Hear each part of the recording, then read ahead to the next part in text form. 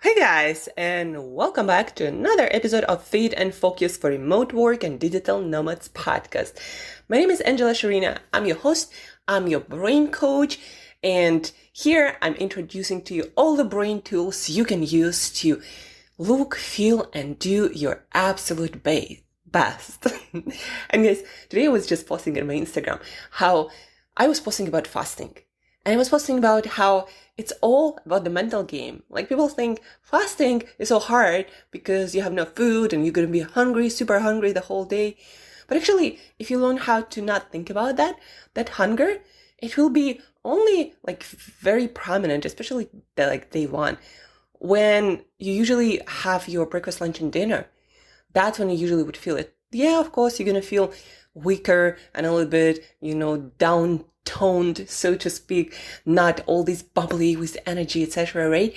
But other than that, it's actually quite an easy experience only when you master your mental game. And by that, I mean your environment setup, how you organize your day, how you talk to yourself through challenging moments when anxiety will arise, because obviously when you're not getting food, your body will be in a little bit stressed mode. It's like, what's happening? We're not getting the most vital thing for survival, nutrition, right? But once you manage that self-talk and you'll understand in your mind that, nothing bad is happening. Food is right there. I can get it anytime I want.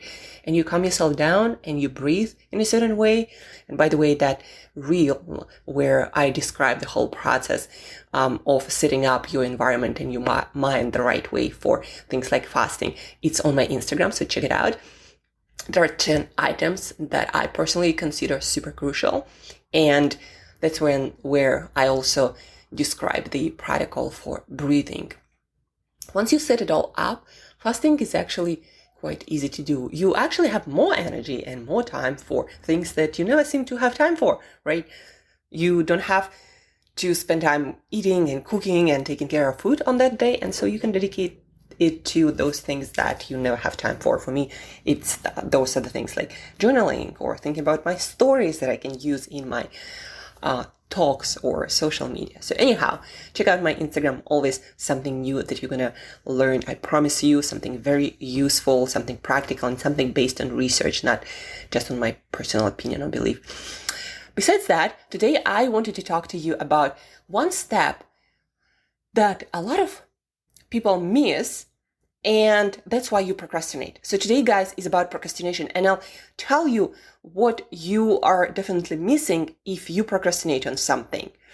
In my life right now, I'm in the stage where I don't really understand procrastination anymore. Like, I'm like, what is it? You decide to do it, did you do it, right? Like, what's that about? What's procrastination about? But I haven't always been like that. I trained myself to do things in a certain way. I trained my brain through certain procedures and habits and self-talk. And now I just don't procrastinate. Now I look at the thing and, let's just jump right into the practical. And I'll tell you the critical step that you are always missing if you procrastinate on something, on anything. Like I can, with 99.9%, certainty guarantee you that is what's missing in your routine when you procrastinate on anything. Well, step number one, we already talked about it last week, so please do listen to that podcast on procrastination. It's about making sure that your reward is actually meaningful to you and you're not doing things for the sake of doing them. It's very important. If you procrastinate on those things that just don't mean anything and you never really made a conscious, good decision, very confident decision to definitely do that thing, that it's definitely important, and you understand why, and you also reduce the cost and simplify the first step, and you have a clear action step, at least for the first few actions, right? If you didn't work through that, like if you don't understand why it's important, or you have no idea how to start, that's where you would procrastinate. And those things, maybe let's just start with that step, right? But still re-listen to that episode we did last week and understand that until you make the reward, the meaning of that action step, of that project, really big, clear, and meaningful, and vivid, and juicy, right? Until you do that, the chance of you procrastinating on complex and difficult projects is really huge. So this is the first thing you gotta work on. The second thing, you gotta reduce the cost. What it means is that in your brain, you gotta make it appear as easy. Not the whole project necessarily, but the starting point. You gotta make it easy. How do you make it easy? You simplify it. You break it down. Instead of saying, I need to start writing a book. This is like not the first step. This is like a huge project. By writing a book, you have to figure out the first step. You gotta sit down every day, schedule the time, right? That is like, for me, would be the first step. And you gotta say, okay, this is the time I'm gonna be dedicated to writing a book project. So this is step number one. Just look at your schedule and see what it is. And now I'm kind of bleeding into step number two, that from my experience with clients and my personal experience and experience with friends and relatives who complain that, I want to do this, but like I forget or I procrastinate or I delay. Procrastination is delaying, right? Not forgetfulness. And I always find that that's the piece that is missing. That's the piece. Okay, now you decided what exactly you're going to do. Like, yeah, I want to do it. I want to write this book, right? This is like burning inside of me. But somehow I'm still procrastinating, right? I'm going to start next week, next month. So this next step, once you decided, this is the second step after you decided, right? That a lot of people are missing. You got to sit down and ask yourself, what is like the next easiest step? When it comes to writing a book, it's figuring out when on your schedule consistently you're going to be dedicating hour, 2 hours, 3 hours, whatever you can handle and manage. When are you going to be dedicating time to that project? Because if you don't schedule it, you're not going to do it, because it's not going to just come out of thin air. And we understand this. It's like, duh, but we often forget to do this step, this scheduling step. And a scheduling step is not the only piece of the puzzle here, right? So writing a book, you looked at your schedule, and for, let's say, Monday to Friday, you're going to be writing this book for 2 hours from 8 a.m. to 10 a.m., right? That's the time you decided to dedicate to this book project. And you don't know, how long it's going to take, because obviously book is not something that you can just do. Although sometimes, when there is a deadline, you can manage to do anything in any time, it seems. But still, let's get back to the point. You have this book project, you schedule it 2 hours, Monday to Friday.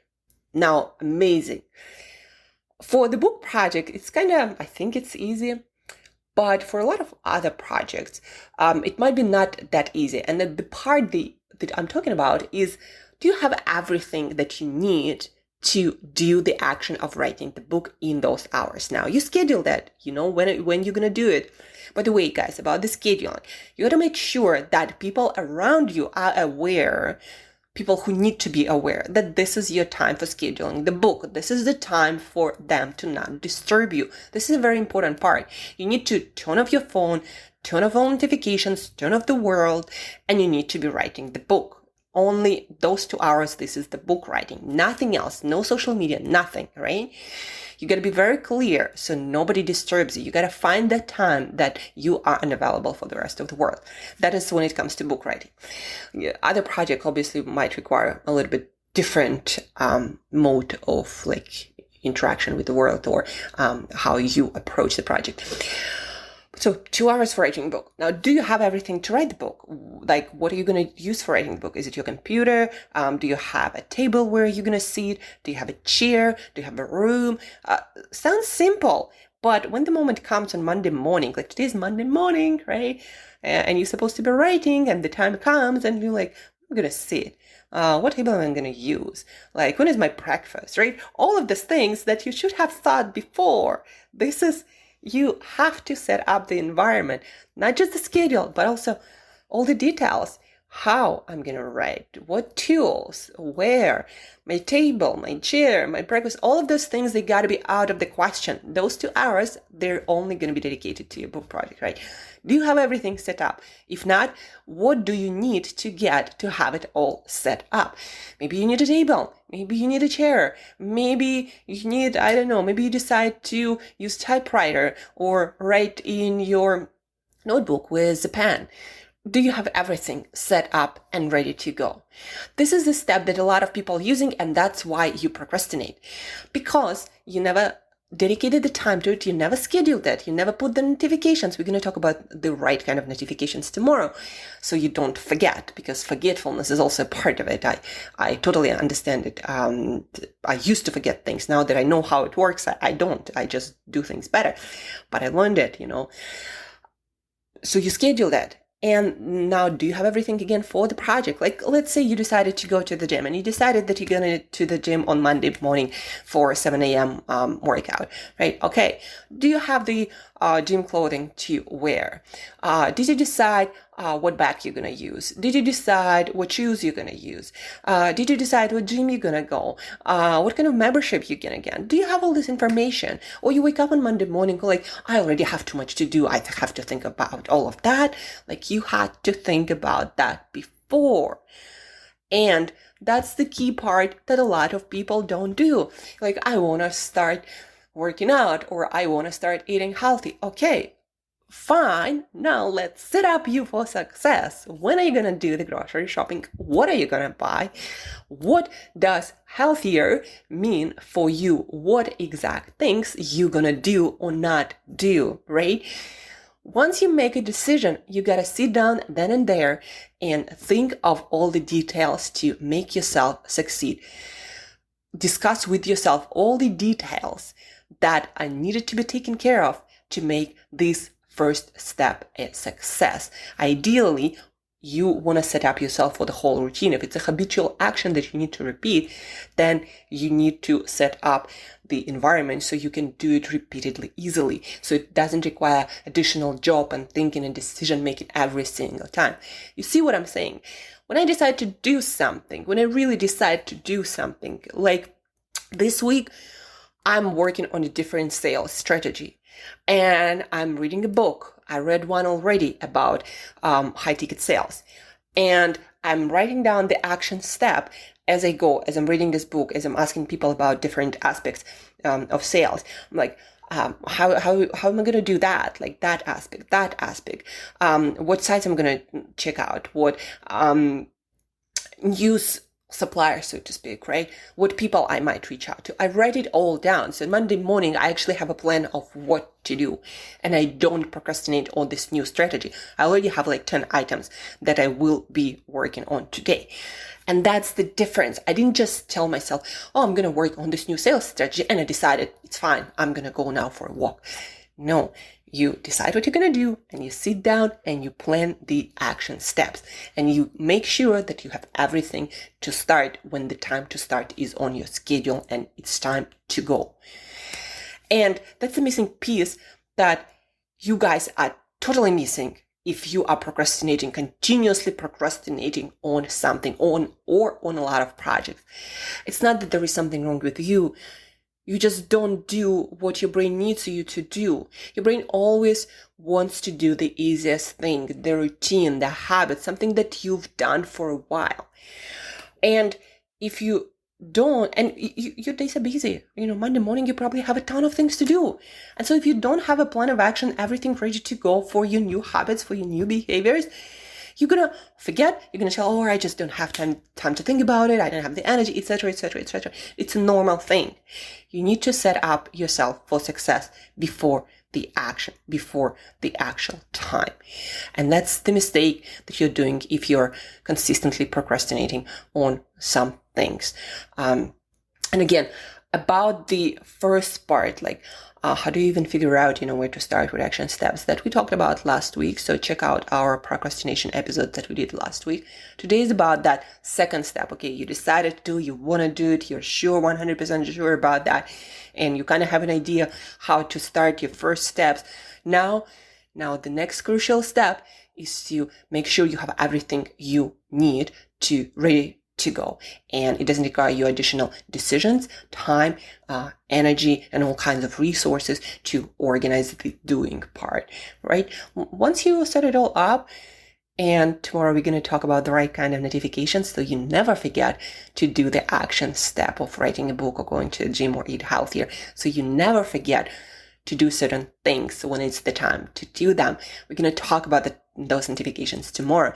But today, just remember, the second step is to provide for yourself everything you need to succeed. If it's writing a book, you gotta have the time, you put it on your schedule, you gotta have your table, your chair, I don't know, maybe you wanna write standing, maybe you wanna write in a coffee shop, you gotta have your laptop and maybe, typewriter or a pen and pencil. Oh, not pen and pencil, but pen and paper. Whatever that is, guys, you gotta set yourself up with those additional resources first. And then you gotta make sure that you set the right kind of reminders, so forgetfulness is not the factor that we're gonna talk about tomorrow. And you'll forget about procrastination. It's not a thing. Procrastination is not a thing. It's just the mistake of not planning the right way or making the decision the right way. A true decision is supported by action step, but organizing your environment, your schedule in a certain way so you make the action happen. And that's it for today, guys. Let me know if you found this to be useful. If you have other people struggling with procrastination, let them to listen to this episode. Give them this episode, share it with them, screenshot it, send it to them over WhatsApp, over Instagram, whatever mode of communication you use with your friends. So share it and also share with me your feedback. Maybe you have other specific problems with procrastination that I haven't thought of. So tell me, and I'm going to tell you my best opinion based on research and data of neuroscience of getting things done, right? Neuroscientists actually study that a lot because obviously procrastination is not a good thing for human productivity. So let me know, give me feedback, send me questions, share this episode with friends that you love, with people that you love who might really benefit from that, who might really need it, right? So send that over to them, give me feedback, ask your questions, and guys, have an awesome Monday, have an awesome week, and till next time, I wish you to not procrastinate. Talk to you soon, guys.